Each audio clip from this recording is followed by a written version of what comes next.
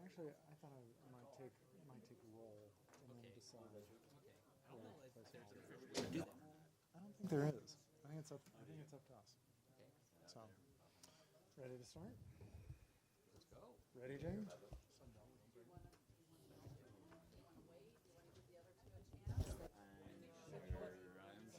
I'm thinking take roll and then go from there. Okay.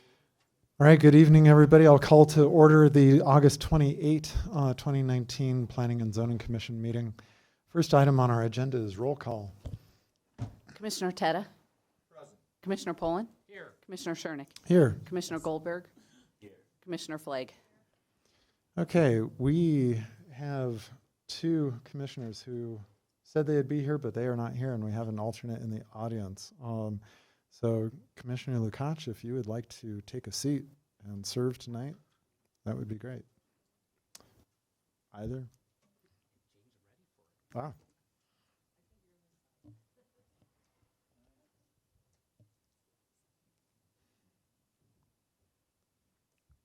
Thank you for serving tonight, Commissioner Lukács.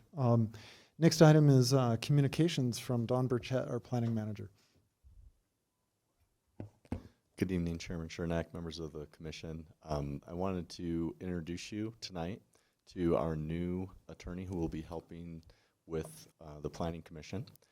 With me tonight is Teresa Tate, and she is the Assistant City Attorney for the City of Longmont. I'm going to let her introduce herself to you, but she will be taking over Dan's duties since he has now moved on to Estes Park. So with that, I'll turn it over to Teresa. Good evening, Commissioner. My name is Teresa Tate. I'm in my 14th year of law practice. I've been here with the city for 4 years. In that time, my client departments have been most of the internal facing services of the city. So that's city clerk's office, finance, human resources, public information, and purchasing. With Dan's departure, there was an opportunity to think about the roles that we'd had in the office. I'm excited to be working with Planning and Development Services and in particular with the Planning and Zoning Commission. So I will be your attorney and advising you. As you know, I'm also staff's attorney. We'll be advising them. Prior to my time here at the city, I was in-house counsel for the state judicial branch. And before that, I clerked for Chief Justice Rice. And prior to that, I was at an international law firm practicing corporate litigation. Great, thank you. Look forward to working with you. Anything else, Don? Okay. Next on the agenda is public invited to be heard. If there's anybody in the audience who would like to speak about something that is not on tonight's agenda, please come forward. We'll give you 5 minutes to talk. Anything that's not on tonight's agenda? Seeing nobody coming forward, we'll close the public invited to be heard. Next is approval of the minutes from July 17, 2019. Commissioner Poland? I move that we approve the July 17th, 2019 regular meeting minutes. Okay, we have a motion to approve the minutes. Commissioner Goldberg? Seconded by Commissioner Goldberg. Any discussion? Seeing none, let's take a voice vote. All those in favor who are at the meeting say aye. Aye. Any opposed? Any abstain? Okay. Commissioner Teta abstains because he wasn't present at the meeting. Okay, thank you. So that passes. What is that? I've lost count. 5 to 0 to 1. Okay. Next is Ludlow Preliminary Subdivision Plat, PZR 2019-10 with Principal Planner Brian Schumacher. Good evening, Commissioners. Brian Schumacher with City Planning Staff. Good evening. Good to see you again. Tonight we have before you a request for preliminary subdivision plat approval for the Ludlow property at the northwest corner of Highway 119 and County Line Road. This is included in your packet as well, but up on the screen is an aerial image that shows the location generally about the proposed subdivision. I'll just trace it kind of in my best with the cursor here to kind of show the boundary of the proposed subdivision. It's a combination of residential mixed neighborhood and mixed-use regional center zoning. And I'll go through the housing mix in a couple of slides. But just in terms of proximity to other developments and features, you have the Fox Meadows residential subdivision to the north of the railroad tracks. You have the Fox Hill Country Club Golf Course to the west and north. To the southeast is the recently constructed, or in the last few years, the UC Health Long Beach Hospital that the commission reviewed, I think, back in 2015. And as part of the UC Health hospital construction, there was infrastructure constructed as part of that in terms of transportation improvements. You have a street on the north side, which is Thayer Avenue, that connects out to County Line Road, a right-in, right-out access. You have a signalized access on Cowles Avenue on the north, and this is Lynx Street, I believe, this north-south access. And then the Ludlow Street connects down to Highway 119, where there's the three-quarter movement access as well. And then the access that was originally over to Fox Hill Country Club was relocated in this configuration and extends over from Ludlow Street over to the Fox Hill Country Club site there. South of Highway 119 is a Mill Village development. Obviously over here is Walmart, just to kind of give you some perspective on that. This development will be constructed in 2 filings. The next slide will give a little more detail in terms of the phasing for filing 1. Filing 1 includes the residential units that were described in the packet. And I'll describe that a little bit more in a couple of slides. Filing 2 will be a future phase of development, which is filing 2 is the area that's zoned mixed-use regional center. The filing 1 area is zoned residential mixed neighborhood. So on this slide, north is to the right on the screen. You can kind of see the phasing described in the legend in the upper left-hand corner. Phase 1 will be this bluish turquoise color that'll include the single-family detached, but then also the street improvements, street connections back out to the existing streets that were constructed as part of the UC Health hospital project. And then also the stormwater detention facility will be constructed with the initial phase as well. So there'll be interconnected transportation network, pedestrian connections to the existing infrastructure that's out there currently. And then the rest of the project will be phased over a total of 7 phases for filing 1. And then this pinkish area will be that filing 2 area, which is a future development phase with the the mixed-use regional center zoning. Just briefly, again, residential mixed neighborhood zoning, 39 acres. That's that filing 1 area. The mixed-use regional center, about 14 acres. That's that area in pink that was on the previous slide. You've got a combination of housing types, 42 single-family detached, 67 townhome dwellings, and then 346 condominium dwellings. And then that future area that's for that zone mixed-use regional. I'm not going to read through all these. These are just some of the items, and these are highlighted or included in your packet as well, the items that were discussed as part of the neighborhood meeting that was held this past October 2018. I think there was about 20 people outside from the applicants' representatives attending that meeting. And these items were brought up by the folks that attended that meeting and discussed at that meeting as well. And there's a summary of the neighborhood meeting notes in your packet as well for reference. When the application was submitted and notice was sent out, we did receive several items of correspondence from some of the surrounding residents that identified several issues of concern to them, and those are noted on this slide as well. And happy to respond to any questions you have regarding any of those particular items.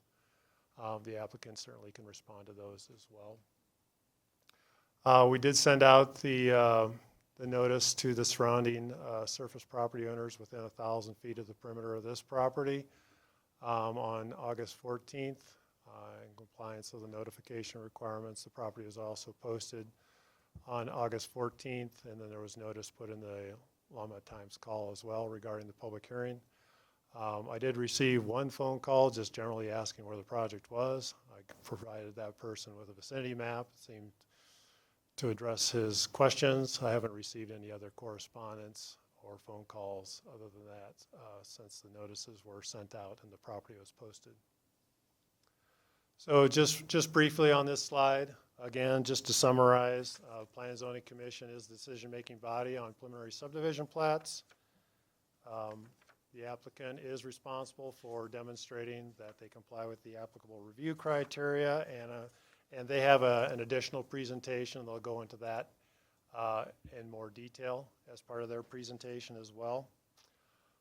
As noted in the staff communication, the project is consistent with the Envision Longmont land use designations, and then also the zoning that was adopted in 2018 as part of the update to the Land Development Code to be consistent with the Envision Longmont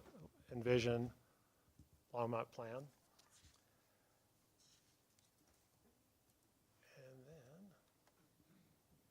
And then in terms of, general compatibility with city requirements for adequate public facilities and our benchmarks that we have for providing services and infrastructure and transportation needs and school capacity, based upon our review and looking at the information that was provided by the applicant in terms of the plans and the studies, and the correspondence that we received from the St. Vrain Valley School District, we feel that this project will meet all the city's adequate public facilities standards and benchmarks related to development for this project.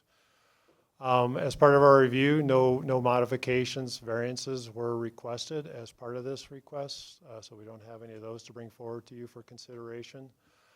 Based on staff's review of this proposal, we felt that it did meet the review criteria as noted in your staff report, and staff is recommending conditional approval of this proposal as noted in PCR 2019-10B, with the one condition that on the final applications as we go through the review process, that the applicant will address items that are identified by the Development Review Committee in terms of comments.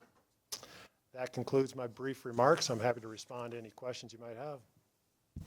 Any burning questions for Brian at this time? Okay. Seeing none, Brian, let's move on with the applicant's presentation, Okay. please.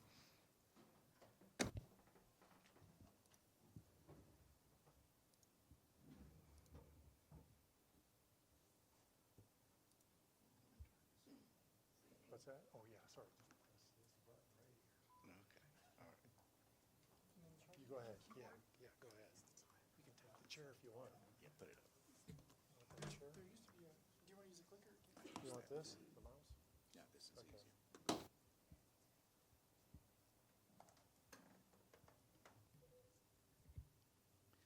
Mr. Chairman, Planning Commissioners, my name is Don Henson, County Line Ventures, 700 Ken Pratt Boulevard. I'd like to introduce our partners tonight. First, I have my son, John Henson. There's Jake Spencer, Ken Spencer, and Kevin Mulshine, and the other part of the team is Mickey Laba with Promontes Group Engineers and Joanne Higgins, our traffic engineer.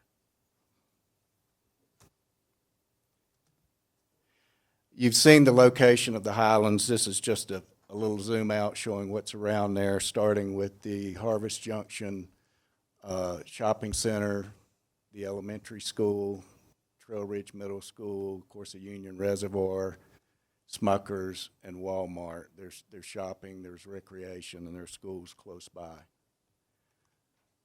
We wanted to give a little background because one of the things we focus on at this stage of the approval process is adequate infrastructure.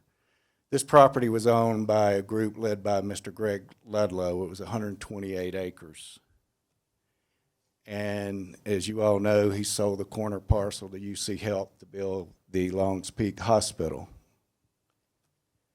And as part of their infrastructure design, he very wisely had them plan and install infrastructure for the entire 128-acre parcel and stub out. and he made sure that it was sized accordingly to accommodate the development of the whole parcel.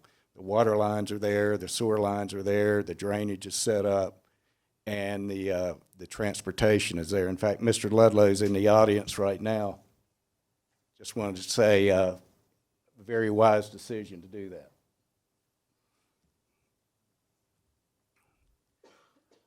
This is just showing the project in the green, and also it's an aerial showing the existing infrastructure that's been installed. And while this process was going on, as you all know, it paralleled with Envision Longmont.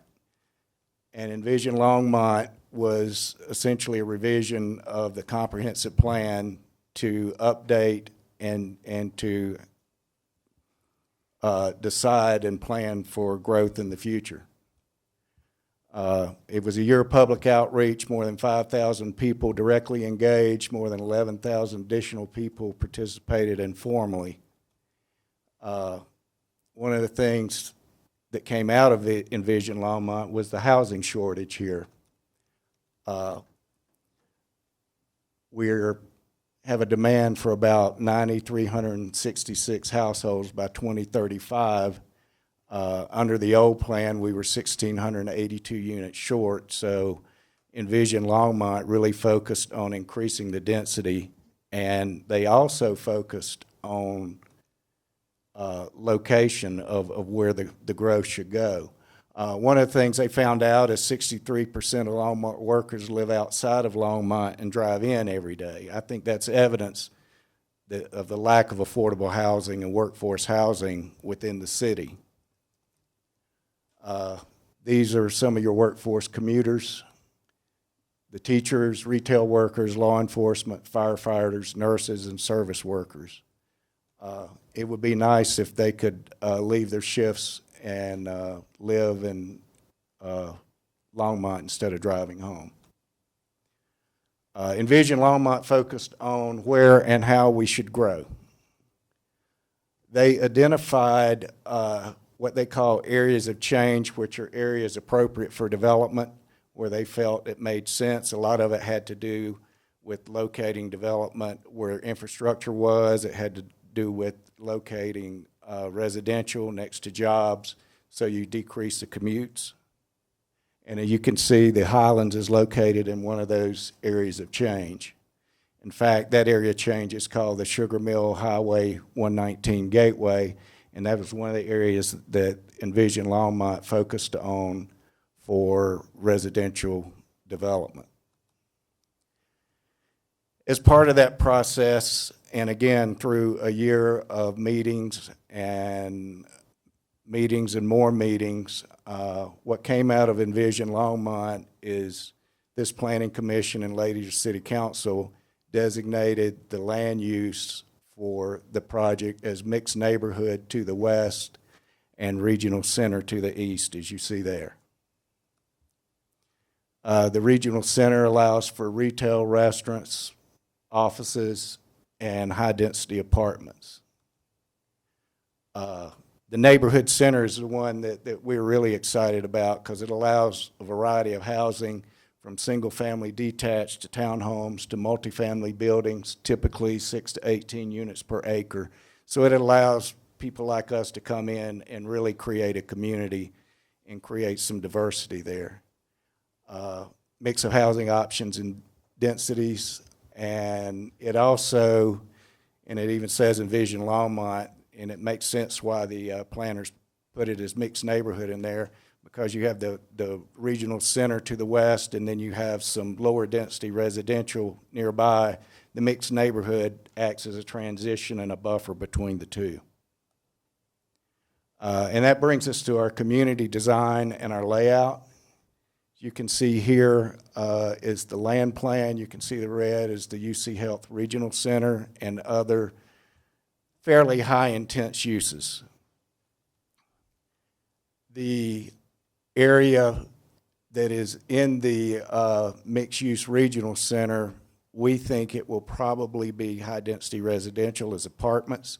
There's a reason for that, and that's because you need a transition, you need a buffer against the high intensity, to your lower intensity residential uses. So we're transitioning from a high density residential to some small lot, single family, detached homes. And that matches up with the subdivision to the north. So we're putting single-family detached against single-family detached. We're very sensitive to what we're doing to the surrounding area. And then, again, as you head to the west, we have the high-density residential transitioning to the townhomes and the condos. And we also transitioning away from the single-family detached at the top. We put some townhomes there as we increase density as you kind of round the bend there. We also border the Fox Hill Country Club, and we're excited about that. The Fox Hill Country Club gives us an opportunity to create a synergy because it's a great place for recreation for our residents. And it's also an opportunity for the country club to get more customers. So we've been had some discussions with them and are looking forward to continuing that relationship. We're working with them to ensure protection of the buildings adjacent to the course. And also, as with all golf courses, there's usually some type of plat language notifying the residents that they're living on a golf course. And that's just goes along with the privilege and the opportunity to live there. So we're following same language that is in Fox Hill, and it's also at the city's Ute Creek course on the homes that are adjacent to it. And by the way, Mr. John Mahaffey, representing Fox Hill, is in the audience tonight. One of the questions we're asked often, especially when we have a community that has more than 100 dwelling units, is, wow, that's too big. Why are you doing such a big project? And we call it master plan community. It makes a lot of sense instead of doing 30 or 40 units at the time. It allows for a lot more efficient use of infrastructure. It allows for, in this case, completion of the internal transportation system for the whole 128 acres, which we will be extending Cowles Avenue, as you see there, the Spine Road. We will be upgrading the currently private Fox Hill access road to a public street. Also, we will be extending there to the west for a distance. And we will be building a multi-use path to allow bicycles and pedestrians direct access through that corridor. We also, one of the other efficiencies is joint use stormwater ponds. It allows us to plan our pocket parks better. Allows us to integrate between different housing types a little bit better because we control both sides of the line. You can create more diversity of housing, and it creates a sense of community because now you can go from first-time home buyers to families and even up to seniors. So it's a neat way to create a true feeling of community. And at this point in the presentation, I'd like to bring Mickey Labor of the Primantes Group, our engineer, up, and she's going to talk some technical engineering issues and talk about the approval process. And she evidently does not have enough work to do because she is also the reigning golf champion at the Fox Hill Country Club.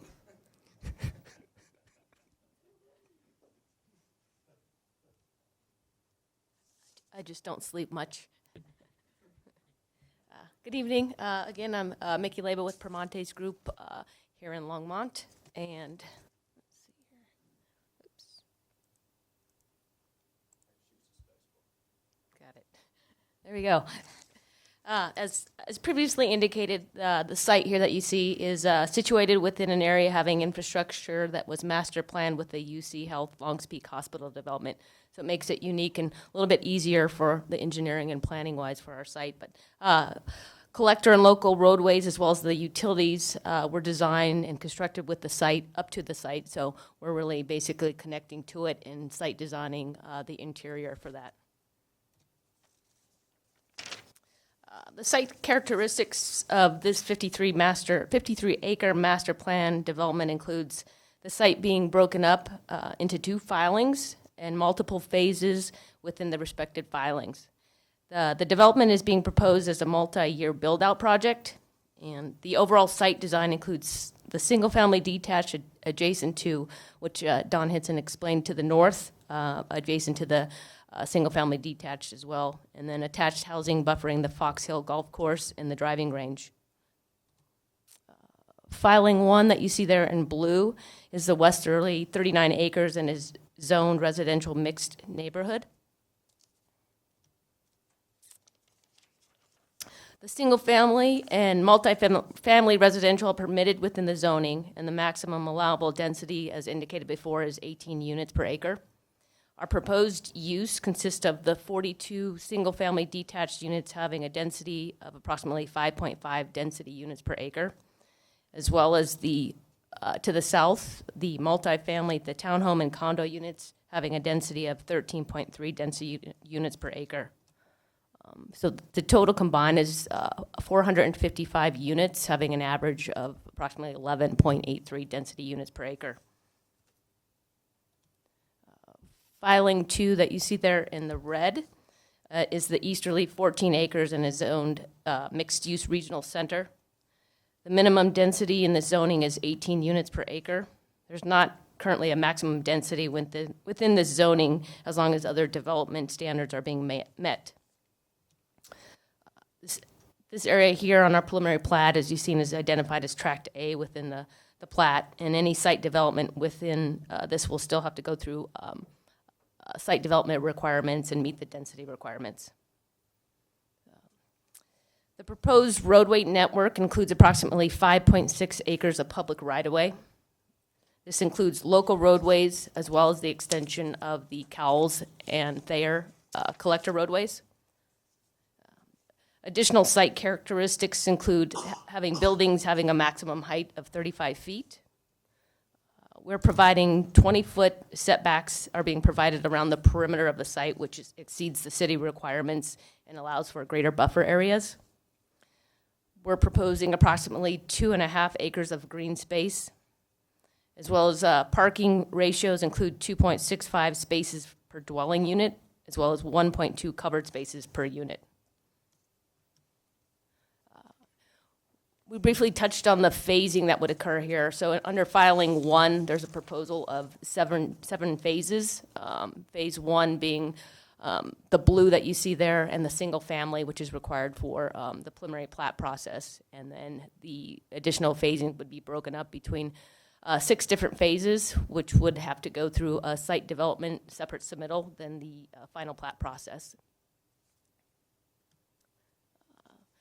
Preliminary engineering has been completed here, so we completed that, and we believe it exceeds the city minimum requirements for the preliminary plat process. So we've spent significant time looking at the current infrastructure that's up to the site and designing the water, sanitary sewer, and stormwater detention in compliance with the overall site that was done for the UC Health site. There's design points for stormwater infrastructure that has to match into the UC Health site, so we've provided that design, as well as, I think Don mentioned, the detention pond layout is efficient to have it broken up and take it into account, leaving the pocket park areas open for pocket parks.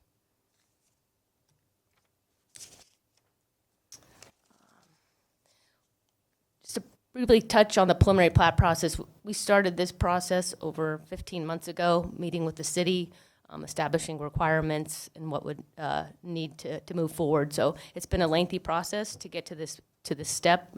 I won't go into detail. I think Brian did a good job explaining the steps we've taken from preliminary pre-application meetings, meeting with the city to determine scoping for traffic studies, drainage requirements, gone through that. Submittals, we've had 2 rounds of submittals to the city, which we've submitted.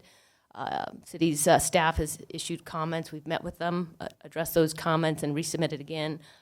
The last one, we've been meeting with staff and going through addressing concerns prior to getting to this stage and with the planning and zoning.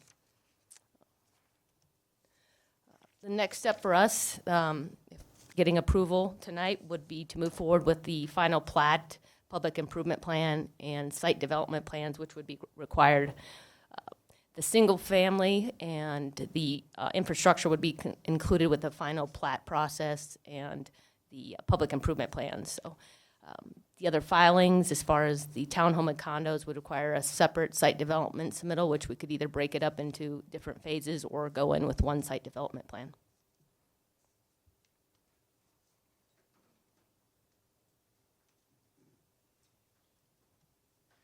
And now I'd like to introduce you to Jason Sherrill with Landmark Homes. We've teamed up with Jason. He will be doing the vertical construction on all of the attached housing, and we're really excited to have him be a part of the project. He's going to tell you about some of his product that he's envisioning in the community.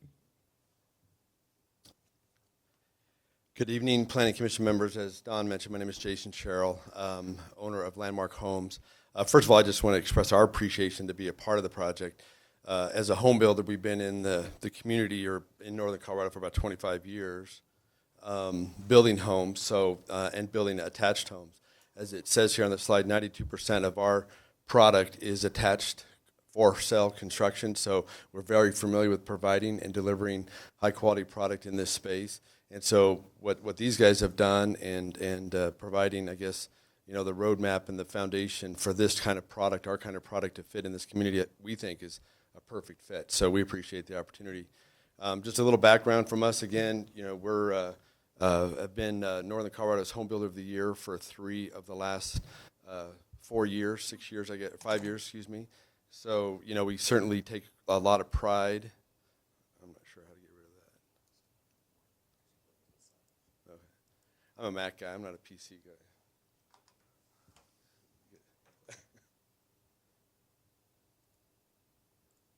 There we go. Sorry about that. So nonetheless, I think we're a great fit for the project because we spend a lot of time. We're very sensitive to what we think the market is looking for. Like I said, we focus on attached for sale construction. We focus on a price point from $250,000 to $450,000, which we think is that missing middle. We think that's the type of home buying opportunity that is missing in our communities. We're based out of North Colorado in Fort Collins area, so we focus specifically from Longmont north to Fort Collins, Windsor, and Loveland. You guys know the project. You've seen the images, so I don't really need to go into this. I'd rather kind of get to some of this stuff. So it's not that what our plans are really what you're reviewing tonight, but I think certainly what we're providing in this particular project or location is very important to meet some of the requirements and some of the things that Don has identified. So we have multiple different product types. One thing that's important to us in our projects is that we deliver on multiple markets or market segmentation in our projects. 400 units is a lot of units, so we need a fairly healthy broad band of product type. Our first product that we're delivering here is what we call the Discovery Series, which is a 12-unit walk-up condo and a 7-unit townhome style condo. So these would be our most affordable product in the $280 to $330 price point, which is definitely a very desirable price point. Provides a lot of home ownership opportunities in communities like Longmont, in a great a location like this that right now doesn't really exist. Don spoke to some of the issues about many of the workforce, or many of the people that work here in Longmont not able to afford living in Longmont. This kind of product right here provides that opportunity and ultimately minimizes vehicular traffic and effects on the roadways because people now live within the community. This just identifies different bedrooms, different square footages. These are very healthy sized units. All our units, as Mickey kind of identified, provide garages. So every one of our homes has an attached garage, direct access garage. Some of our units have 2-car garages. So I think another piece of the puzzle when it comes to attached for sale construction is minimizing some of the impact of vehicles out on the streets.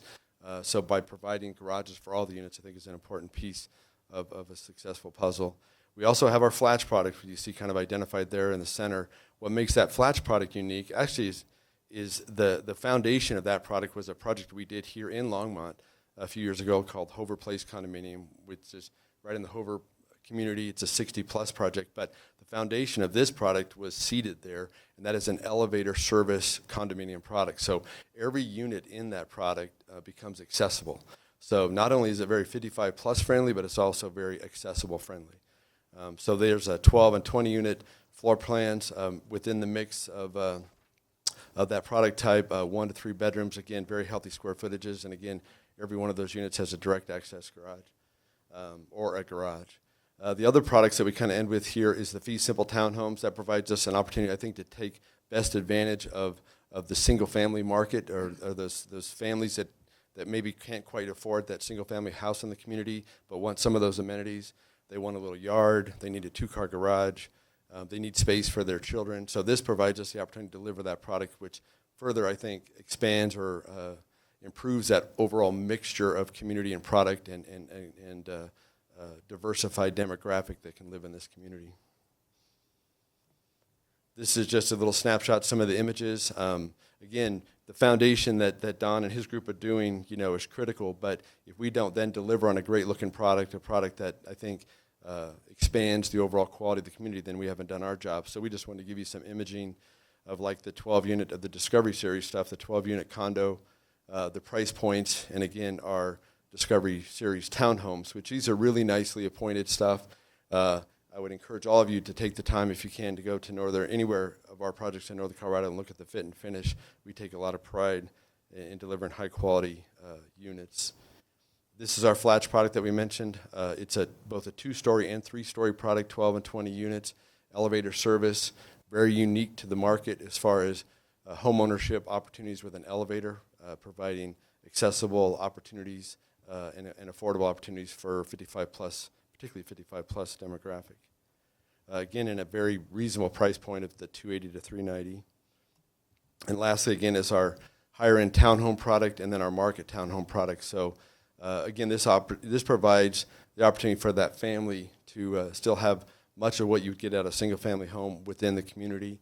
And then the higher-end stuff, what we call our 5-unit luxury townhomes, up there against the golf course, helping transition some of the single-family homes to the north as you transition to the south to the higher density product, much like Don referred to. This is the phasing. Again, you've seen this, so just for reference, I don't think I need to reinforce that.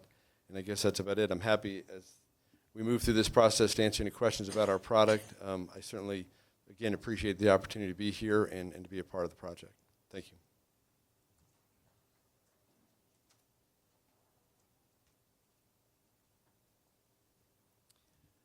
And now the technical part of our presentation is the review criteria, and I just ask you to bear with me. This is something we have to read into the record, and it can be very laborious, but we'll try to make it as pleasant as possible. So there is important information in here, but it can be long, so we'll try to do the best we can with it.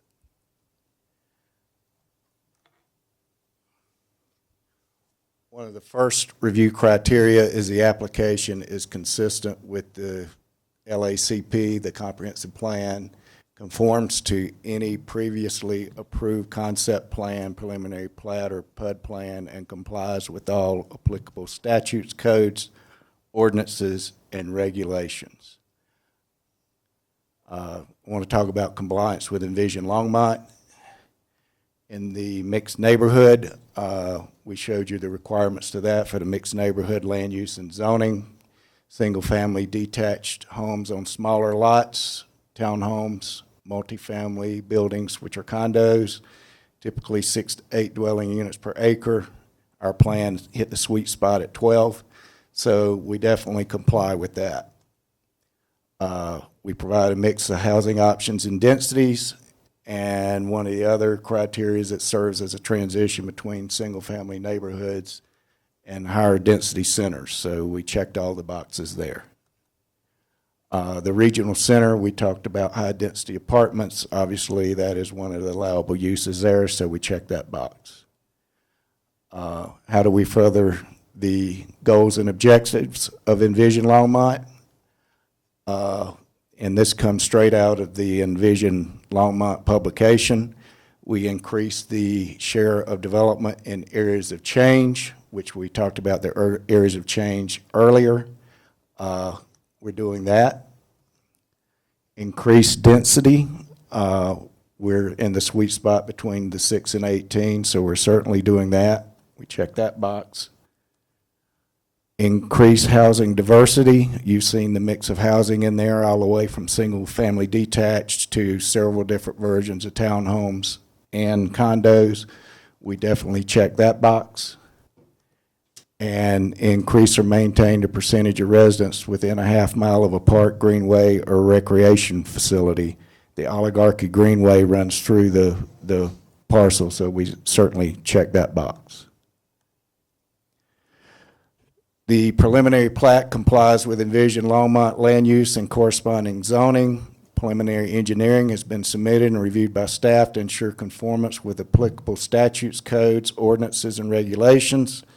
And as we just said, it furthers the goals and objectives of envisioned Longmont. The second review criteria is the application complies with applicable design standards and construction specifications, including for street and utility design and layout, and adequate facilities are available or will be provided for appropriate urban level services. Area's been master planned, as we talked about, that Mr. Ludlow did ahead of time to ensure adequate utilities at the site. Preliminary engineering has confirmed that adequate utilities and roadways are available to serve the community. It was reviewed by staff and will continue to be reviewed throughout the approval process. Roads and utilities will be extended through the property to serve the residents. The third review criteria is the application is consistent with the intent and purpose of the zone. I think that means zoning, and proposes development compatible with neighboring existing and approved developments in terms of land use, layout, site design, and access. Per envision Longmont, the land plan has been carefully thought out to provide a transition between the more intense regional center and the less intense existing residential single family. Single-family uses within the community are positioned to buffer existing single-family uses to the north, as we talked about earlier, and the site design allows for efficient traffic flow through the development with access points to the local transportation system. The extensions of Cowles Avenue and Fox Hill Drive upgrade will provide easy access to County Line Road and County Road 119, completing the local traffic grid system for enhanced levels of service. The application will not significantly adversely affect surrounding properties, natural environment, existing or planned city transportation or utility services or facilities, or the impacts will be mitigated to the extent feasible considering existing plans and zoning for the area. The community has been designed so will not significantly adversely affect the surrounding properties, as we have demonstrated earlier in the presentation. Single-family uses within the community are positioned to buffer existing single-family uses to the north. The golf course is buffered by a railroad right-of-way. Community itself is designed as a transition from more intense regional center to less intense uses. The proposed development will not adversely affect the natural environment. The species and habitat report indicated no habitat in the project area for any federally or state threatened or endangered species. No active songbird or raptor nests were found in the project area, and the area is not shown to be a documented wildlife corridor. The proposed development will not significantly adversely affect existing or planned city transportation facilities. Local street network will be completed commencement with the project infrastructure. The traffic study indicates that project traffic will not cause streets and intersections to function below acceptable levels of service. Adequate police and fire protection services are available. The subdivision provides for a minimum of 2 points of access per fire department requirements. Preliminary engineering plans reviewed by staff indicate no adverse impacts on the levels of service to existing development or the city's adequate public facility standards. The application includes an appropriate transportation plan, including multimodal transportation access, and is integrated and connected where appropriate with adjacent development through street connections, sidewalks, trails, and similar features. Proposed street, sidewalk, and multi-use connections are part of this plan, and there's a multimodal plan. It's even showing the pedestrian and multi-use path connecting through the middle of the project. The subdivision will not limit the ability to integrate surrounding land into the city or cause variances or exceptions to be granted if the adjacent land is annexed or developed. Again, the master planning that Mr. Ludlow did, the infrastructure, including streets and utilities, has been master planned to allow for the orderly, efficient development of all parcels. The subdivision will not create lots that are undevelopable or burdened with costs that would preclude development from occurring on other property. Additional lots are not proposed for the Ludlow development. The proposed right-of-ways of Fox Hill Drive and Cowles Avenue would increase access to surrounding properties, allowing for future development if desired. The proposed phasing plan for development of the subdivision is rational in terms of available infrastructure capacity and adequate public facility standards. The proposed phasing for the Ludlow development is rational in that necessary infrastructure, including roads and detention ponds, will be in place and adequate public facility standards will be met before proceeding to the next phase of construction. And now we're through that, we can go on to summarize. Just in review, the Planning Commission and City Council, after a year of public input and meetings, have already designated the land use and zoning for this parcel through the envisioned Longmont process. And for good reason, they wanted to reduce traffic by reducing the 63% of workers who drive on our roads from out of town every day. Reduced vehicle trip lengths mean less traffic. They wanted workforce housing close to employment centers such as Longs Peak Hospital and Smuckers. They wanted housing for seniors close to medical facilities and recreation. They wanted to turn workforce commuters into workforce homeowners. So the question before you tonight is, do the studies, engineering, and plans submitted with our package meet the review criteria for approval of the preliminary plat? We respectfully ask for your approval, and I'll be happy to answer any questions. Thank you, Mr. Henson. Thank you to your team for the presentation. We will be having a public hearing on this, but before we do, are there any questions from the commission to clarify anything in the presentations at this time? Nobody's jumping forward, so we will open the public hearing part of this meeting. If there's anybody in the audience who would like to come forward and speak, yes, sir, come on down. Please state your name and address for the record. You will have 5 minutes to speak, 4 minutes of a green light, 1 minute of a yellow light in front of you, and I'll kindly cut you off at the red light. Okay, here we go. All right, my name is Charlie Mack. I live at 512 Summerhawk Drive in the Fox Meadows subdivision. And I wrote a letter previously regarding this project. And there's several things that bother me. Number one is the number of cars that will be in that development, somewhere between 500 and 1,000. When you look at 1.5 to 2 cars per unit, most likely 2 cars per unit, there's one way to turn left out of that subdivision, and that's, I don't know what the name of the street is, but it's a traffic light. Otherwise, you cannot turn left going north on County Road 1. It's a right turn only on the first exit behind the hospital, and it's right turn only coming out of Fox Hill. So what people do, a lot of times, I've seen ambulances do it, they turn right and they make a U-turn before the 3rd Avenue traffic light. And I think it's very dangerous when people come around that curve on 3rd Avenue and try to make a left turn, and you have people turning there.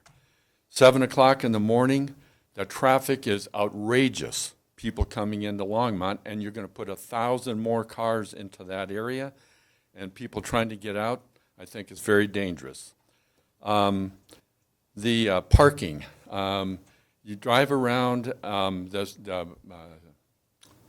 Summerhawk and Fox Meadows neighborhood now with the condos that have just been finished, and you'll see where the parking is. It's parking in front of homeowners, and there's not enough parking. And there's just not enough parking in this subdivision. Talk about, again, traffic. If you go a little bit north on County Road 1 between 9th and 17th, just south of 17th is Shadowgrass. I don't know how many units are there. It's a 2-lane road north of 9th Avenue, and you've got tons of cars going to be coming out of that townhome condominium development as well. I think it adds a tremendous strain to the roadway there. Where's the affordable housing? I'm looking at great professionals that are probably making $35,000 to $40,000 or more a year, hopefully. What about the admin workers, the CNAs that work at the hospital? Are they going to ever be able to afford to live in Longmont? The answer is no. It's horrible. The gentleman presented that it starts from $250 to $450. Everything I saw up there was $280 to $510. A family of, a couple with 3 or 4 kids, there's no way that they can afford to live in Longmont if they want to work here. So I have those issues with this project. And then south of 119 behind Walmart is also, I don't know how many units are back there, but as that's starting to fill up and those people are starting to come back out on 119, it's a traffic nightmare early in the mornings and in the evenings as people are commuting back home. So, thank you. Thank you, Mr. Mack. Is there anybody else who would like to speak at this time? Okay, this is the last opportunity to speak on this project, so if there's anybody who would like to come forward and speak, now's the time. Okay, seeing no one, we'll close the public hearing and we'll go back to discussion amongst the commission. Commissioner Poland. Ryan, in the community meetings, there was a question raised about the property to the east. It looks like at least part of it may be owned by UC Health. That is not yet developed. I don't know. It looks like I'm going to call them 2 boxes, 2 squares. Right. I don't know if they're both owned by UC Health or They're just not. one. Neither of them are. Neither of them are. They're owned by Actis Group, which. Okay. Do we know of any plans or any ideas what might be going in that area? Not yet. They've been looking at some different options, but nothing's been submitted. Nothing formal's been considered for development on those 2 parcels. North of the hospital, between County Line Road and that north-south street, Links Street. I will say that I know the hospital is planning to move forward soon with construction of their medical office building on the east end of the hospital. So that'll be being submitted fairly soon. Okay. Just to make sure I understand, so on the north side of this is basically where the railroad tracks are, which means there are no plant connections from this community across the railroad tracks to the existing community to the north? No streets planned? That's correct. Good. Tyler, saw you up there. Get you before Josh does.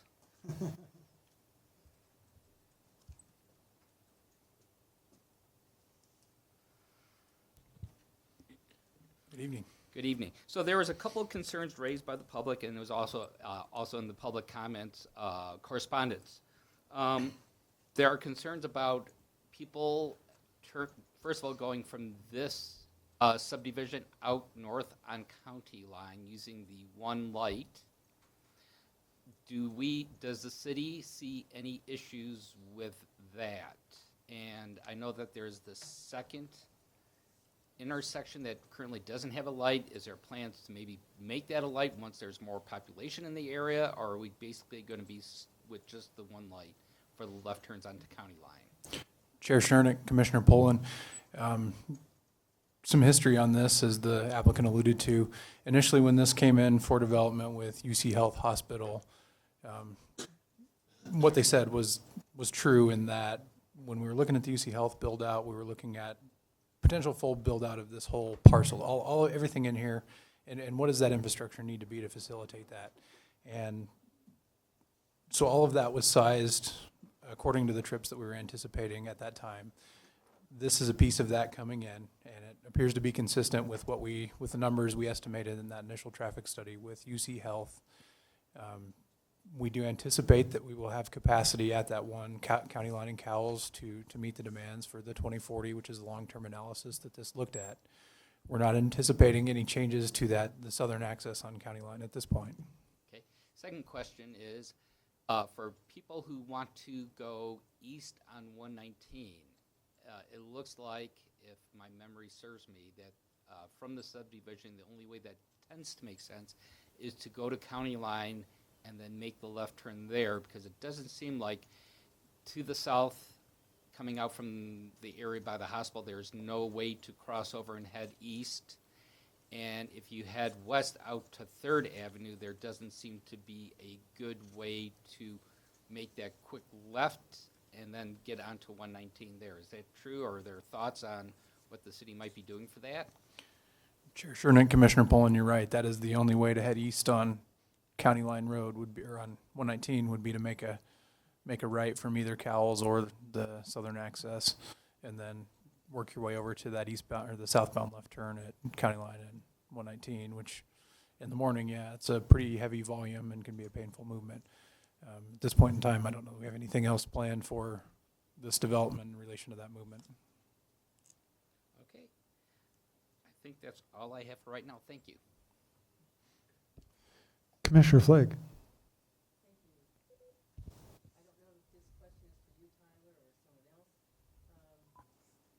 So, if I push the right buttons? Great. My question is concerning transportation in and out of the development. For example, has bus transportation been thought of, and will there be appropriate stops throughout the complex with shelters and so on, so that we'd be enabling these people to use something else than a single car or truck or whatever that they would own? Chair Shernick, Commissioner Flagg, I may defer to Brian for some information on this, but to this point, I don't know if there's any RTD routes that currently serve the area. I think they would be served by call and ride. And can discussions be, maybe you're not the people that would do that, but perhaps that needs to be something that is brought up in continuing discussion about RTD services? I did talk with Phil Greenwald, the transportation planner, a little bit about this. As Tyler mentioned, there currently aren't any fixed routes for bus service in this area. They'd have to call in for the Flex Ride, RTD Flex Ride option for bus access.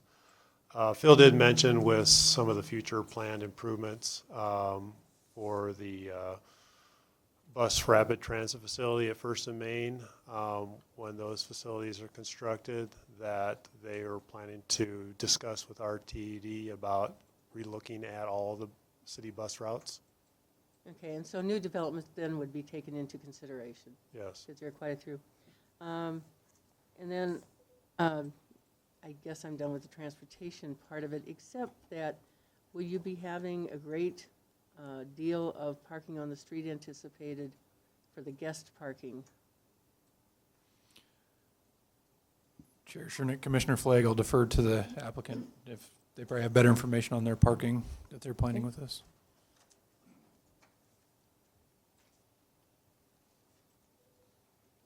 So I noticed that you have parking for all the residents, as I understand it, and so additional parking, should they have, I don't know, an extra car in the place, or guests that come?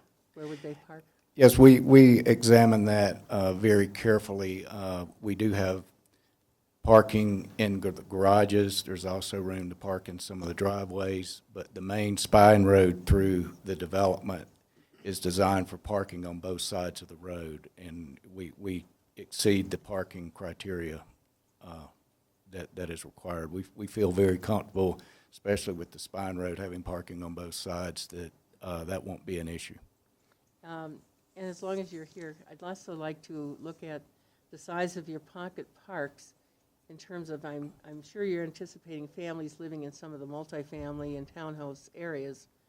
What kind of amenities will you have in the pocket parks if there are families with children? There'll be typical play structures, probably some shade structures with picnic tables and that sort of thing. And do you have someone on your team that looks at those things specifically so that we get a range of possible activities, including for older children? Yes, we're working with Mr. Sherrill on that because he knows his customers better than we do, and that's something we'll fine-tune through the additional approval process, but we haven't made that determination at this stage of the approvals. Okay. Thank you. Commissioner Lukacs. Thank you, Commissioner Shernick. I have a question going back to the railroad tracks. I live nearby, and I've never seen a train go by. Are those still active? Do we still want to keep them?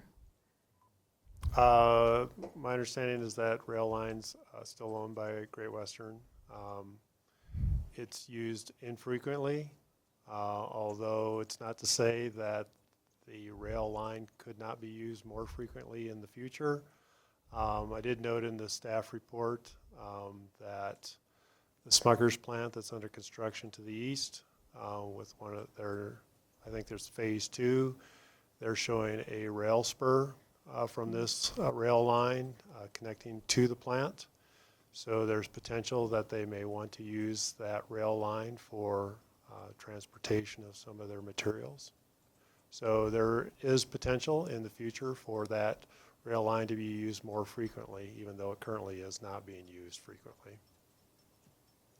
Yeah, I was just thinking, like Commissioner Poland was saying, the communities will remain, the Fox Meadow at the north will remain fenced off from the new community. So I don't know how we can open that if that's possible with some design. There's not really any plans for either. Definitely not a street connection.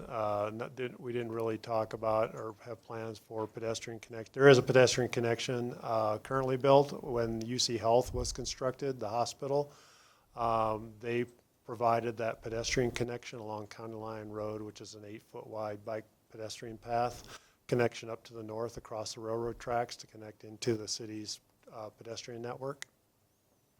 It's a little bit challenging to try to work with railroad in terms of getting, it would have to be a underpass underneath the railroad to make that connection, and that's just, I don't think that's really been looked at this point in time anyway. Even just for a pedestrian access? That's what I was referring to, pedestrian access. And I don't recall seeing that on our multimodal transportation plan as a priority in terms of having a connection like that underneath the railroad tracks, provided that we have the access along County Line Road. And my, I've got some background on that, if that would be valuable. Sir, yes, please come forward and help us out here. My name's John Mahaffey. I live at 1125 Fox Hill Drive in Longmont. Have lived there for 35 years, so kind of familiar with what's going on. But we have 3 access points across the railroad track to get to our main clubhouse is separated from the golf course by the railroad, and it's not fun dealing with Great Western Railroads. And right now we've renegotiated some of those access points successfully after a year and a half of discussing it with them. But the last we heard was they have to run 1 train a year through there to keep it active. And there's been no indication from them at this point that they, although there's talk about Smuckers, we've got almost perpetual easements now across there. So I think it's going to be there, but it's, when you try to deal with them, as Brian said, it's not fun. Thank you, sir. Appreciate that. Commissioner Lukács, more? Yeah, I do have a question on schools. In the public meeting, community meeting, it was brought up that there is an open school site nearby, and there was no information at that time. Do you have an update if that school is going to be built? Good question. I have not chatted with the school district. I know we did send them a referral, and they indicated that there was not a capacity issue in terms of planned school capacity over the next 5-year period.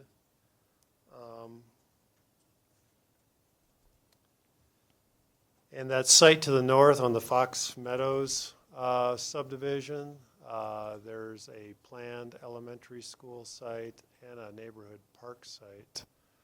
I have not seen where the school district has passed a bond to construct that school site. I don't know if anybody else has heard anything. Chairman Chernak, we have an annual meeting with the school district every year to talk about the planning that's going on both in the city and the school district. And at the last meeting that we held with their staff, there was no indication that they're currently looking at doing any bonding for any additional schools on that side or in Longmont. That could change, obviously, as growth continues, but as of this year when we met with them, there's no plans currently for a school to be constructed on that site yet. Okay. I think I'll move to a different question. In the presentation, there's been a lot of talk about how we're going to keep people that work in Longmont to have them live in Longmont as well. How is a builder going to do that? How is he going to do the outreach? That's kind of like a promise, but I don't see a plan how that's going to do. I will note that, I think I noted this in the communication, the city does have an inclusionary housing program. Generally, the goal is 12% in terms of affordable housing. At least based on the most recent conversations we've had with the applicant, they're planning to do the payment in lieu as opposed to construct on site, but that could always change as we go through the final application process, certainly. So, but I'll let Mr. Sherrill address this. So ask the question again, if you don't mind. So how are you going to keep people that work in Longmont, live in Longmont, and live in your development? Yeah, so I mean, it's a market product, but I think the way that we keep them here, providing a great product at an affordable price. The Longmont has their own AMI standards as far as how we calculate AMI, and all but 5 of our units are priced to be at 120% AMI or less, as we have them currently planned. So that's a pretty affordable, and then 80% to 100% AMI, we have about 50 units that fit that price point. So just by providing an affordable option for home ownership, that alone I think is what will keep people living in the community. But that may attract people that currently live somewhere else and work somewhere else. They'll go with the price. So, there's no guarantee that will happen, right? No, absolutely not. So you're absolutely correct. So I'm not exactly sure how we can. Maybe I don't understand the question, but we can't force people to want to buy an affordable product in Longmont. Okay. I apologize, Chairman, Commission, Kevin Mulshine. Part of the answer to the question, too, is we actually work closely with the LEDP. And so this project will be advertised first to all the employers in the area. Okay. So that they hopefully get a head start on everything. So that's one of the things we take very serious and we're hoping to push. So. Okay, I think that's the answer I was looking for. Thank you. You should have came up first. And I have one last question, and then I'll leave the rest for the rest of the commissioners. And maybe that's for you, Brian. The lot that is southeast of the intersection 119 and County Road, there's an empty lot right now next to Walmart.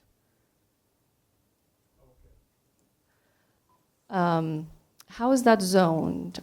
Is there any application or any project coming for that? So you're talking the southeast corner of 119 and County Line Road? Right. Just to the west of the Walmart and north of the apartments there? Correct. It's zoned similarly as the hospital is, the mixed-use regional center.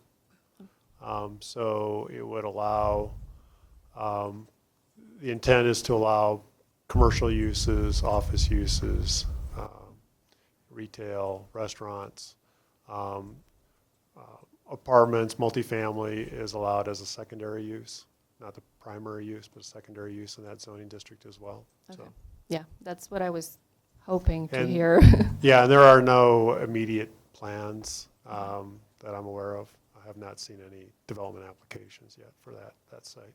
Yeah, with this many units that this development is bringing, I'm hoping that there will be some commercial opportunities there as well, because we want people to live and play close to their home. Certainly. So, thank you. Commissioner Teta. I had two things, either for Brian or the applicant.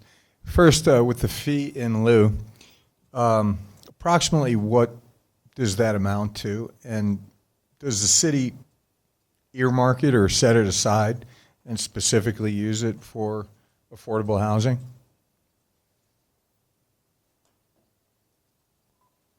I might have to look up the information in terms of what the cost. It varies depending on whether or not it's a rental versus a for sale product.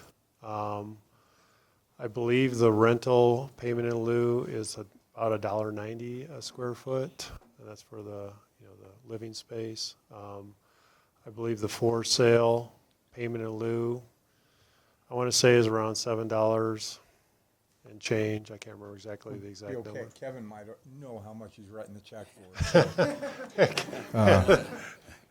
Chairman and Commission, Kevin Mulshine again. The affordable housing fee is $7.90 per foot. If you assume the average condo townhome are in the 1,400 to 1,500 square foot, it's $10,000 to $12,000 a unit. If you multiply that by 4 and something units, it's a lot of money. And it is earmarked for the city's affordable housing fund. We are working with other organizations. We're working with Habitat on several projects. That might be, I think, if everybody's familiar with what we worked on another application where we're providing tiny homes for homeless veterans, for instance. That took care of it over there. We're working with Habitat and a couple of other organizations on some potential sites where we could do some more affordable housing where we build it, but it's not crystallized far enough. We don't have the approvals far enough on that to apply it to this project. So we always have the fallback, a fee in lieu, but we're always working on a couple of other options that are underway now, and we've done the engineering on that hopefully we can bring forward fast enough, and if not, to be honest, we'd do it for Habitat anyway, so, and some of the other organizations. So we may be switching to a actual dedicated issue or a dedicated site to build the housing on, but right now we're saying as a fallback that we'll pay that fee of $7.90. So all the units that are discussed here tonight, the condos and the single family and townhomes, are all for sale, so they're all at $7.90 per foot. Okay. Thank you, Kevin. I had one other quick question. Chris, can I just jump in? Yeah. I did the math real fast. Thank you. It's a minimum of $4 million. Yeah. Excuse me? Yeah, that's good math. Thank you, Michael. The other question I had, I don't know, either Brian or Kevin might be able to answer. The applicant mentioned meeting the parking criteria off-street and garage combined. Do you know what is that number relative to the 450 some units? In terms of total number of parking spaces? Right. Okay. Brian, I could answer that if you like. Thanks. Thanks, Mickey. I'll have to get on my reading glasses. Yeah, it's in your application, the material there on the cover sheet. You should have that as well. But right now, the required parking is 857 spaces. We are currently providing 1,094, and that does not include the on-street parking. That is available, but we did not count those towards our totals. Thank you. Commissioner Goldberg. Gosh, what's left here? Tyler, I think you're still around. Yep. Hey, Tyler. Listen, I just want to jump off of Commissioner Poland's questions relating to the public's concern about traffic. You made it clear that you've done your studies and the city doesn't have any current plans to make any major changes to increase ease of traffic north or southbound on county line. Would you just do us the favor of clarify how do you get to that point, and how frequently do you update those studies? And so what can the residents know or rest at ease knowing that if and when we ever hit these benchmarks, there will be action taken? So what's that look like? Chair Shernick, Commissioner Goldberg, I guess to backtrack a little bit on some of the comments, and maybe I understood the question a little bit wrong about any major improvements, but I was thinking specific to this development site. Sure. When we talk bigger picture, county line further to the north, we currently have a project funded to add some capacity on county line north of 9th Avenue that would extend from 9th up to 17th Avenue to add another lane. Ultimately, we have a roadway plan which shows in the long term, we're going to need 4 lanes, that additional 4-lane section to continue from not only 9th to 17th, but then ultimately up to Highway 66. So that's in our long-range planning efforts, and that's something that when we look at our roadway plan, the roadway plan provided information for Envision Longmont when we did that. And now we're at a point where we're looking in the next year or two to do a pretty good, thorough update of our roadway plan. So that one, the roadway plan was done, I believe, in 2014. So it's 5 years old, so we're getting ready to, in the next year or two, to start looking at revising that document itself. The rest of your question that I might not have answered. No. I think it's more, okay, we had the projection for what was going to hit on county line over the next 5 years. You know, the last study was done 5 years ago. Yep. Would you just say again clearly, I'm sure you just said the answer, but when will that be reevaluated? So we're looking in the next year. Short term, we're looking at an update to our roadway plan. Okay. And if for some reason the perception to the neighbors and the residents is that this road cannot handle this capacity, you know, once this project gets approved, if it gets approved, and all the units are built in, and there's traffic and folks are concerned, how could they express their concern to the city or make comments about concerns about the traffic capacity of the road? So you can always contact me. My phone's always available. Email. I think if we're looking forward to revising and updating that roadway plan, there will be opportunities for public comment and outreach through that process. Sure. Okay. Could you also clarify for us a little bit? Sometimes the perception is that these high-density units bring in a ton of traffic. We think, how many hundreds of units? That must mean the same number of cars or twice as many. But I think the studies that you presented to us suggest otherwise, that the impact on traffic from these higher density units actually is a little bit lower than maybe we'd see from the single family homes, at least from one rationale or another. Would you just clarify, what do you see with these higher density properties, and what is the overall impact to traffic? Chair Shernick, Commissioner Goldberg, for the estimate purposes for trip generation, what we see for a typical single-family dwelling unit, we're looking at about ballpark 10 trips a day is the typical trip generation for each single-family dwelling unit. For multifamily in this project, what that trip generation number looks like per unit is about 5.5 trips per day per unit. So if you're doing one-for-one comparison, typically you'll see a lower trip rate per unit on the multifamily uses versus a single-family use. Can I jump in real fast and ask, what's the number for commercial trips per day? Chair Shernick, commercial trips would vary based on what the use is. Fast food is going to be a really high trip generator. Warehouse manufacturing is lower, but in general, commercial retail is substantially higher than we'd see for residential. You've also mentioned in the past, Tyler, that other services, mail, and other services that have to come to come to homes and come to neighborhoods, those also reduce relatively because maybe the mailman's coming one time to serve all of them rather than kind of bouncing home to home to home to home. Chair Shernick, Commissioner Goldberg, that's a good point. There's some consolidation of services as an explanation of why that trip rate is a little bit lower for single family versus, or for multifamily versus single family. Yes, the consolidation of services, I suspect they probably have one landscaping company come do all of their work rather than multiple.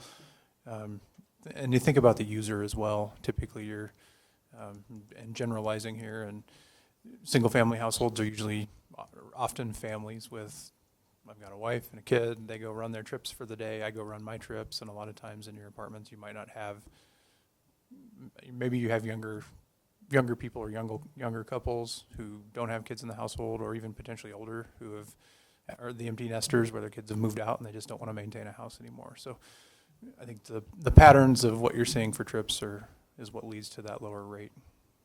Yeah, thanks. I appreciate that.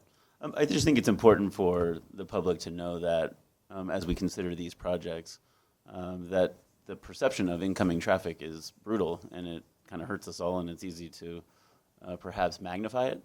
But when we use the formulas and the studies and the algorithms that we rely on across the nation and all municipalities, sometimes those numbers don't reflect kind of what we think is going to come.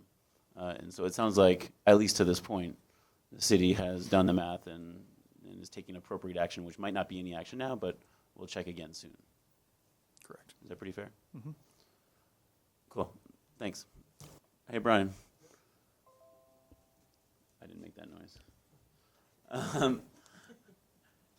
Brian, the affordable housing fee in lieu concept, I think, is relatively new here in town. I don't know if Kevin Mulshine and those gentlemen are the first to contribute to it or to consider it, but relatively new. Would you just clarify, because there was a concern raised by the public about what about affordable housing? There are several options for the developer to consider when it comes to providing that affordable housing. I think sometimes it's providing a percentage of their development to actual affordable housing that is listed as such. Or they can pay a fee in lieu. And then there's been some other creative options that maybe we heard from Mr. Mulshine about building those units somewhere else or working with other nonprofits. Yep. Can you just provide a little bit of clarity about that might help us feel more comfortable that if we don't see the affordable housing units in the project, but that they are meeting a standard or a requirement that the city has? Yeah, that's correct. I mean, the base standard is 12%. And so that's addressed, and it could be addressed in a variety of different ways. One is to construct the units on site. One would be to potentially dedicate land or lots for a nonprofit to construct affordable housing, either on site or off site. You could do the payment in lieu. You could meet the 12% at the adjusted median income level. There's also, and that's 80% for sale units. There's other different options. There's a lot of different permutations that are in the inclusionary housing ordinance as options to consider. And if you go below 80%, then there's options. You could provide perhaps fewer in terms of less than 12% if you go below the 80% adjusted median income, either on-site or off-site. Some of the options require city council review and approval. Others, you can just get that approval as you go through the development review process. But at a minimum, you have to meet it in one way or another in terms of providing that affordable housing requirement. Okay. Is it true that we can't require the future home buyers, future tenants or home buyers of these properties to live in Longmont and or to work in Longmont? We can't require that, of course. But what we have certainly identified is that there's a gap in these housing varieties, housing diversity in our town. And so although we can't require folks to buy the homes that also work in home, maybe as we heard from a fellow commissioner, but certainly making access to them enabling them to be built, you know, and working to have developments like this that provide a diversity of options would help allow those working in Longmont to, you know, to hopefully take advantage of those offers. Oh, certainly. Sure. I mean, as you mentioned, yeah, we can't force people to live and work in Longmont. You know, they have free choice and free will to, you know, look for employment where they can find it. Yeah. And, you know, but we'll do our best in terms of marketing that. And obviously the city has done housing needs assessments, and so has Longmont Housing Authority, and to look at where those gaps are in terms of the housing types that are needed. And so that's, you know, in conjunction with the inclusionary housing program, you know, we try to work with developers, either constructing or dedicating, or working with nonprofits, or utilizing those payment in lieu to create housing that's in demand for our community. Sure. All right. Well, you know, the applicant did a good job walking through the review criteria, and so I appreciate that. That was a really nice presentation, and so we appreciate that. That certainly helps make our life easy. We saw the recommendation from staff for approval. Worked through the various feedbacks from and concerns raised by the public. I'm not seeing a reason to hold up the project at the moment, but I'd just like to hear back from the rest of the commission and see where everyone else's head is right now. Commissioner Flake. Thank you. I have a question regarding the detention on site. Is the engineer still available here?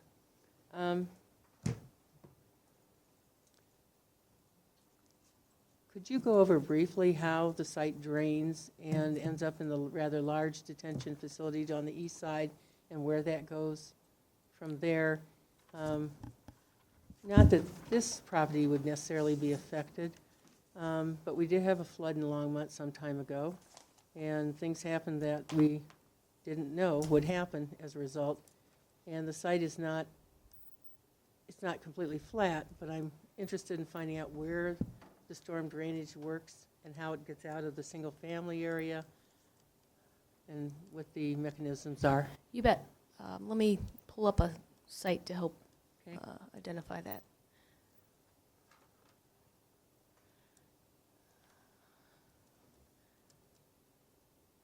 This will work. So this site, like I indicated before, was master plan, I guess, with what you call with the UC Health site. So I wish we had contours on here to let you know here, but when this was laid out, is this, Brian, is this a pointer?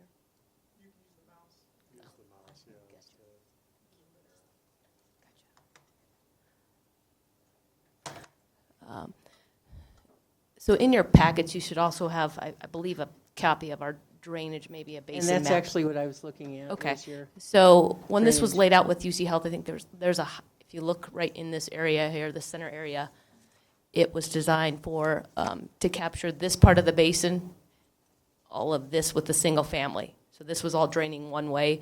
And with this development, UC Health stubbed out a storm sewer outfall pipe that's located right here at Cowles at the intersection. So with our development, we're required to comply with that overall drainage study that was designed and approved with the UC Health site. So with our site development, it actually drains this way, it splits. So this southern piece of the property comes down this spine road that we're calling and heads down, and we take it to this detention pond to the south, which then our outfall has also been designed to comply with the UC Health site, which in this area here at the end of Fox Hill Drive, there's 2 stub locations for sanitary or for storm sewer to capture our runoff, which we are also detaining and treating and releasing at 90% of the historic rates. And this northern piece, which is split by a high point in the road in the middle of the spine road, what we're calling it now, is taken through storm sewer and headed down either curb and gutter or through a series of storm sewer pipes, which is then taken into this detention pond and treated as well. And then there's a storm sewer taking it to the outfall located that was designed with the UC Health site. This main pond that you don't see right here, but in this corner, has also been designed and sized to account for this future potentially apartment or commercial site, as well as the single family is taking it as well and putting it into this pond and releasing to the rates that were established by the UC Health site. And there's a main storm sewer system that then takes it and goes through the UC Health site. And what, I know they say 100-year flood, 50-year flood, what is it sized for? Did you do that consideration at all? Yes. So our design is required to do an extended detention basin, which takes into account new standards which are established by the Mile High Flood District, as well as the city standards which are currently being updated. But it is sized to handle the minor storms as well as the 100-year and detain that water and release it. In a historic manner? Correct. Thank you. Actually, I'm going to jump in with some questions. Back to traffic. I know that there are level of service ratings for intersections, and the applicant has their traffic engineer here, and of course Tyler Stamey is with us as well. What I would like to know is to actually put some numbers and maybe even use this picture that's currently up on the screen to indicate for us what the expected level of service grades will be before and after the development.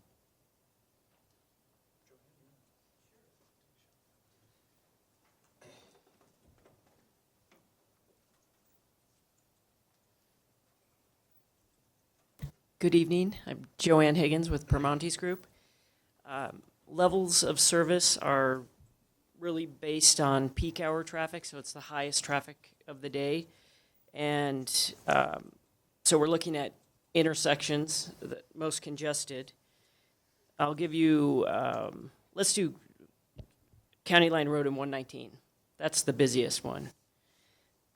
Before, overall, you do an overall level of service and then each individual turn lane or through lane. So overall, that intersection is operating at level of service C, which is average delays, not really having congested issues overall. Their individual approaches, especially the left turns, they have to wait the longest because they have the most conflicts. So the majority of traffic goes to the east-west throughs. They are at level service D. And then we do adding some traffic on for background growth because we're looking at a future year for site development. County Line Road and 119 in the morning peak hour stays at level service C overall and jumps 3 seconds longer, puts it into level service D in the PM peak hour when people are getting off work. And all the left turners, they continue to operate at level service D. Then when we add the project in, and this is 100% build out of the project, including that interior piece that we assumed was going to be apartments. Morning peak hour continues at level service C, and the evening peak hour there's 3 extra seconds of delay added, continues in level service D. So there's no change from background without project to adding 100% of the project on. And it's true for the other intersections like Cowles and County Line is level service A, I believe. Yes, in both, throughout all peak periods. Okay, thank you very much for explaining that. So just to summarize, what you described about County Road or County Line Road and 119, the way that would change, all the other intersections would change similarly, of basically staying marginally different or just staying the same.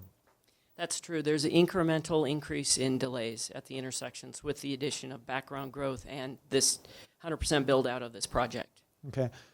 While you're here, would you like to make any comments about the concerns about left-hand turns to go northbound onto County Line Road, say from Cowles or the more southerly entrance point? How is that going to work? There are three access points to this project. And yes, the only way to go north directly onto County Line Road is, from this site, is to go to Cowles, to the signal. You can, I golfed at Fox Hill many times. You used to have to make a right turn out, go around to Third, come up Pace, and then that's how you would get there. But now it's created a shorter travel time for not only Fox Hill, but the hospital and that. There's about 30% of the site traffic we've estimated that will go north on County Line. Okay. And that they will make a left out at Cowles. And that intersection was designed to handle it. There's a left turn lane there. And it doesn't exceed the turn lane length in the future with build out of the project. And we heard from a member of the public that he's witnessed people leaving the more southerly exits, turning southbound on County Line and then pulling a U, which I guess ambulances are allowed to do that, but nobody else is. So maybe this is more of a question for Tyler from the city's point of view. Thank you, Ms. Higgins. Is there anything in future road work plans that would prohibit people from doing dangerous maneuvers like that? Chair Shernick, I think and I could very well be wrong, but what I think I heard the gentleman saying was that people are heading west, so they're going to that south access onto 119, making a right turn to go west on 119, and then making a U-turn to head east before they get to 3rd Avenue. Oh. And I could be wrong on that, but that's what I thought I heard him saying particularly. Well, on either direction, it's a bad thing to do. Right. So right now we are seeing on County Line Road, our biggest issue we've seen since that's gone in is people trying to make northbound lefts into that southern access. So we've taken some steps to try and prevent that from happening. We've added some delineators out in the road. We've added some additional signage to try and prevent that. In terms of U-turns happening on 119, it's not a comment I've heard before. It's something I can definitely look into and see if we have an issue that needs to be addressed there. I think there's definitely an option if we needed to add some signage or look at how we can better utilize the signal at 3rd Avenue to allow that U-turn to happen would be an option. Okay. Brian, with the condition that you're suggesting in your staff report, condition B, that the applicant would continue to work with the city to clarify any issues that the DRC would have, would things such as signage, additional, all the things that Tyler just mentioned, could those potentially be included in that condition? I mean, would the DRC perhaps bring these sorts of things to the table? Potentially we could certainly look at that. If there's certainly concerns about safety concerns in particular, we can look at that and discuss that with the applicant as we go through the final application review process. Okay, all right. So there's a mechanism there that this could get worked out Yes. between staff and the applicant. Okay. I have a question for the applicant. It might be for Mr. Sherrill about the in your part of the presentation, sir. You showed us the townhomes and the flats, but phase 1 of this project is the single family homes, and you didn't really touch on those, and you didn't talk about them. I'm curious, well, maybe you're not the one building. We're not building the single family. Oh, okay, all right, got it. Okay, all right. Well, we'll talk to the person who's building the single family. So one thing I'd like to know is just to get an idea, because you're making the argument that by placing the single family up there in the northeast quadrant of the development, closest to Fox Meadows, that will provide a transition. But you have very small lots, it seems. And so I'm curious what the possible footprint of each house is going to be in relationship to its lot size. In other words, how dense will this appear in relation to the Fox Meadow, even though they're all single family by definition, but they can look quite a bit different.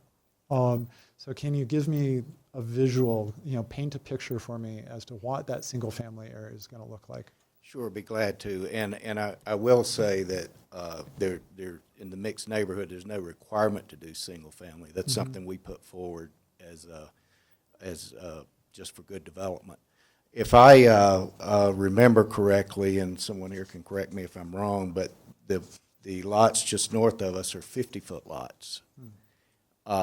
These lots here are 40-foot lots, so they're only 10 feet narrower than that. So there will be some difference, but they all have the same side setbacks. So it's 5 feet each side, so there's 10 feet between the buildings.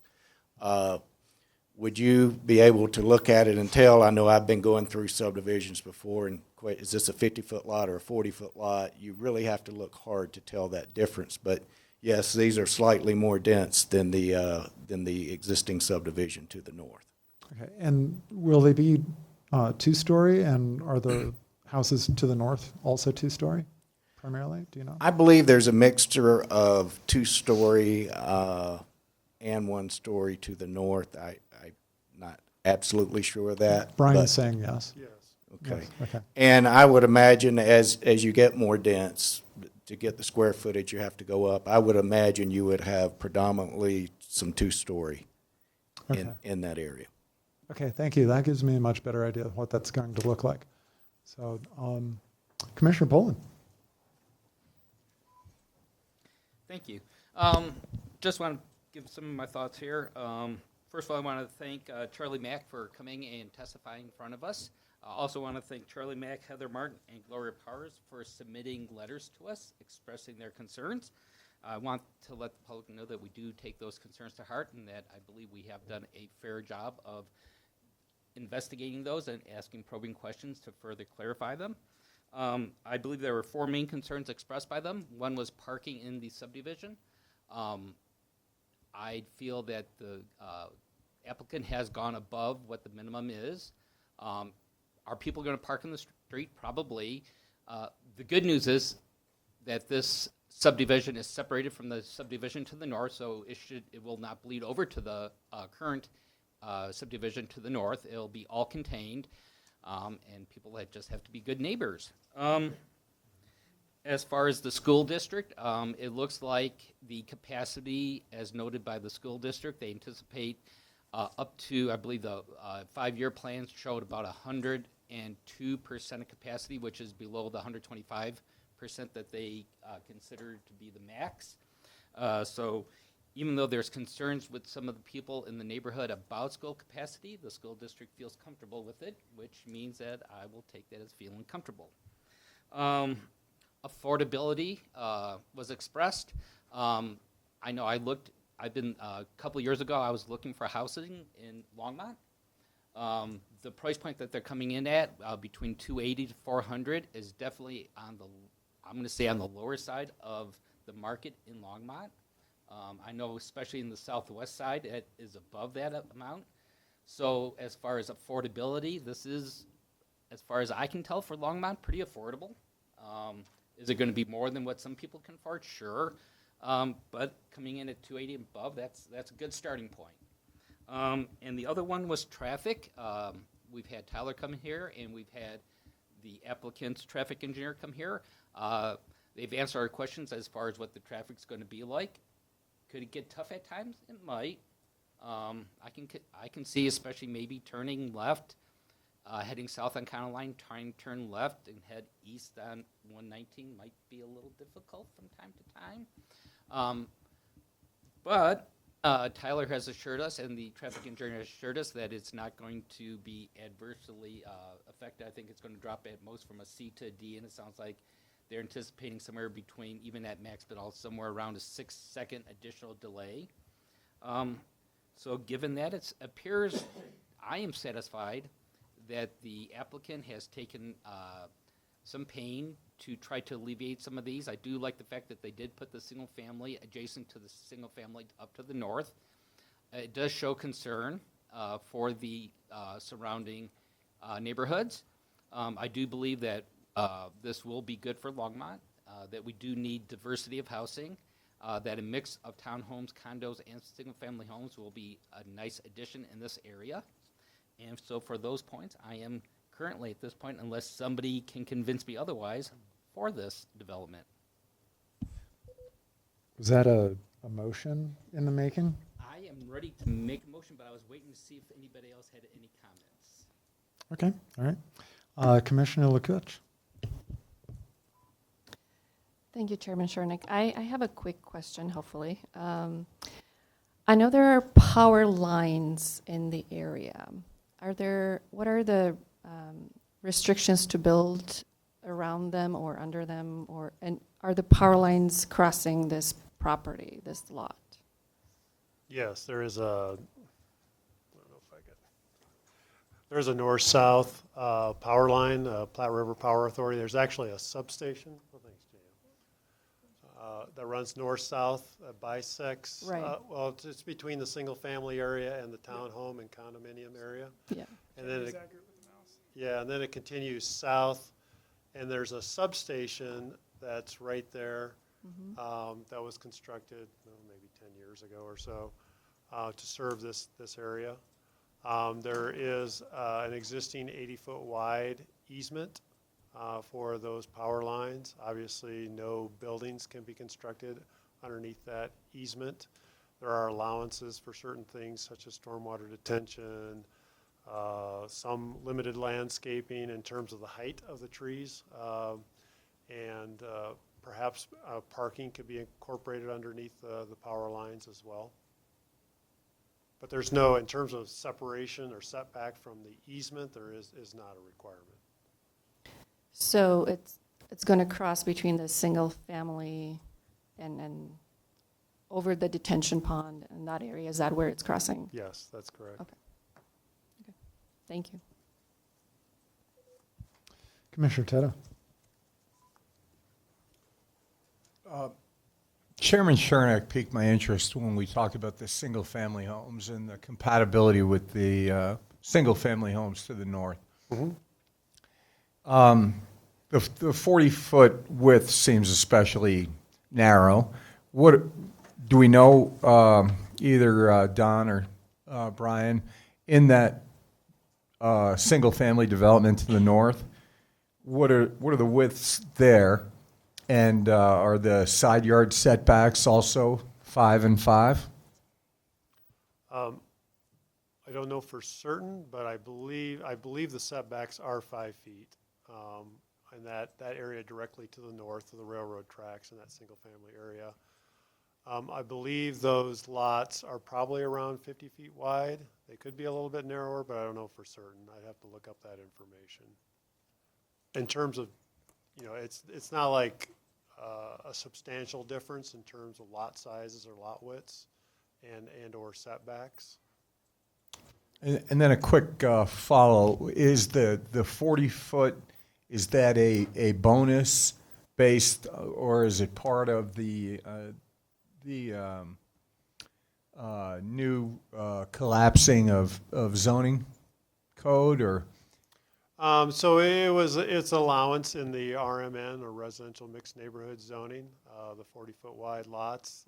The intent, obviously, to encourage a mix of housing and look at diversity of housing types, encourage affordability. So it's all part of not only the Envision Longmont plan, but the update to the Land Development Code to address some of the goals and policies associated with the Envision plan for creating affordable housing in our community. Thanks, Brian.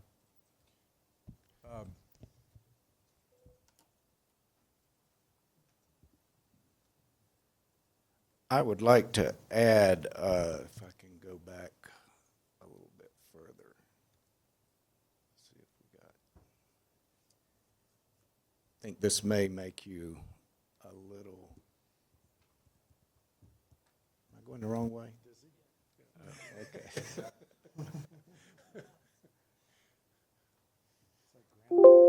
Okay, I'm getting there now. It's really not that clear on this map, but I think it may make you a little more comfortable to remember that railroad right-of-way is there. So it's not like you have, I mean, the lots are very compatible between a 40 and 50. In fact, we do developments a lot of times where we mix them between the 40s and the 50s. But in this case, with the railroad right-of-way, you're probably a couple hundred feet from one house to the other, and generally, that is a huge buffer. Normally, when you're buffering between land uses, you may have a 50-foot buffer. So not only are we trying to get as close as we can to the single-family detached, but there's also that extra buffer there. So it's not like they're right beside each other. Mr. Henson, thanks for bringing this up, because now that I see it, looking at like Peregrine Circle, so in Fox Meadows, the houses are facing each other on the east-west axis, so they won't even really be looking toward your development. They're not orientated toward your property. And that Summer Hawk corner there in Fox Meadows appears to be maybe a detention pond or empty somehow. There aren't even houses there. So Commissioner Teta, that's some details that maybe speak a little more to the compatibility as well.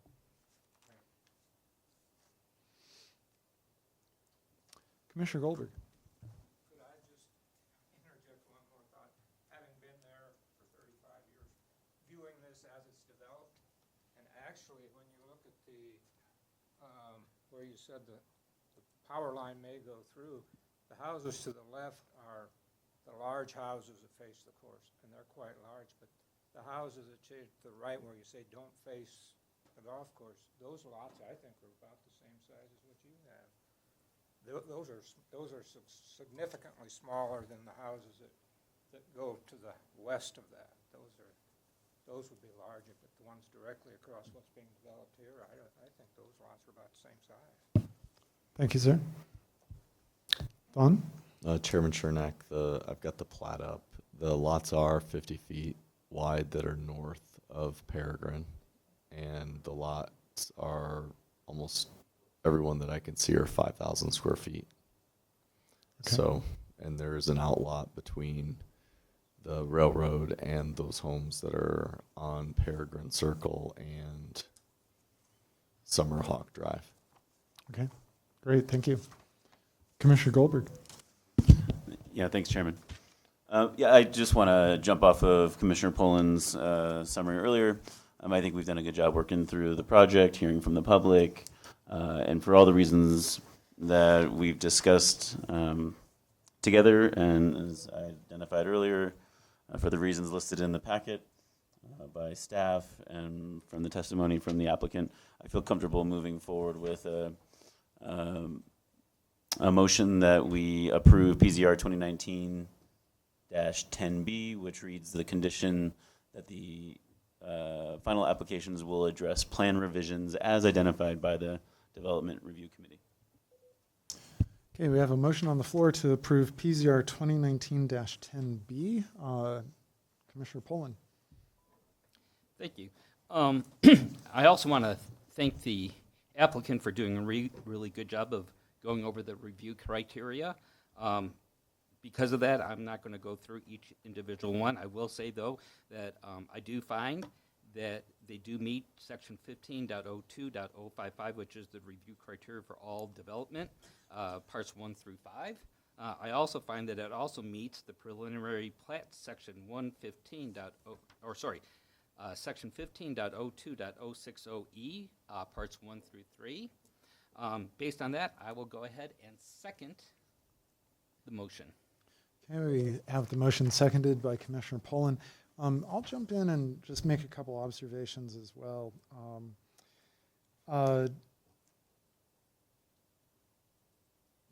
traffic engineer, Tyler, pointed out that commercial development actually has, if it's retail, depending on what its use is, but assuming retail would be likely, that it would have an even higher trips per day than residential. So very often we get members of the public saying, well, all these buildings, all these houses, all these apartments are going to cause all these trips. Can't you just put in some stores? But, we've heard from our traffic engineer from the city that would actually generate even more traffic.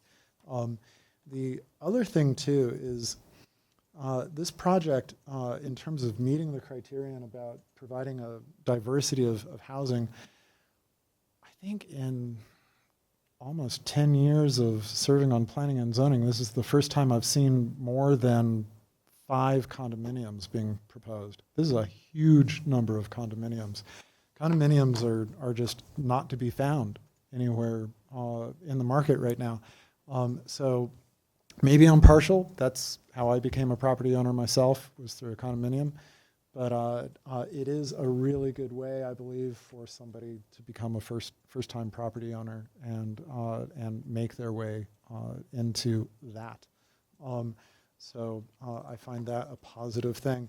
Another thing, as we talk about the single-family homes in the northeast quadrant, since they are on a slightly smaller lot size and they still have the 10-foot, 5 foot on each side, footprint's going to be a little bit smaller. Square footage total necessarily be a little bit smaller.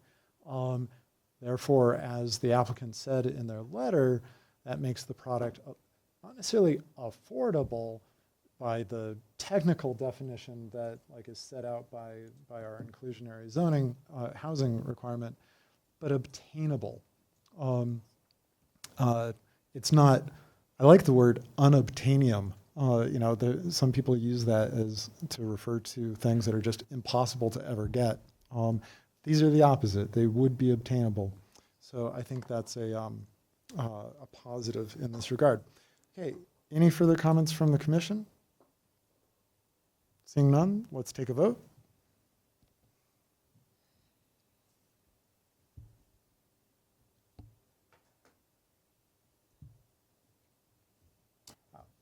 Okay, so that passes unanimously, and that is 6-0. This item now enters a 7-day appeal period. During this time, any aggrieved party may appeal the Commission's decision by submitting a written appeal letter stating why the Planning and Zoning Commission's decision should be amended or reversed by City Council. All appeals must be in writing and must be received in the City Clerk's office and the Planning Office within the 7-day appeal period, which begins Thursday, August 29 at 8 a.m. and ends Wednesday, September 4 at 5 p.m. Thank you very much to the applicant and your team, everybody on your team, for coming and presenting to us tonight. Thank you to Tyler and city staff, Brian. Also, I know we had some other city staff here as well who didn't even get to speak. So appreciate your time. Let me get back to our agenda here. Oops.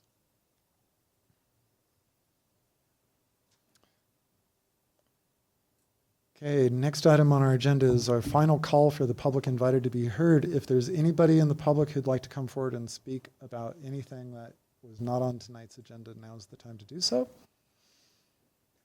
Seeing nobody coming forward, we'll close the public invited to be heard. Any items from the commission?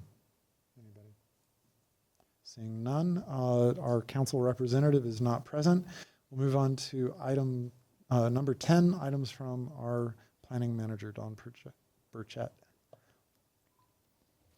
Just real quick, we believe we're going to have a meeting next month, and it's rescheduled to the 4th.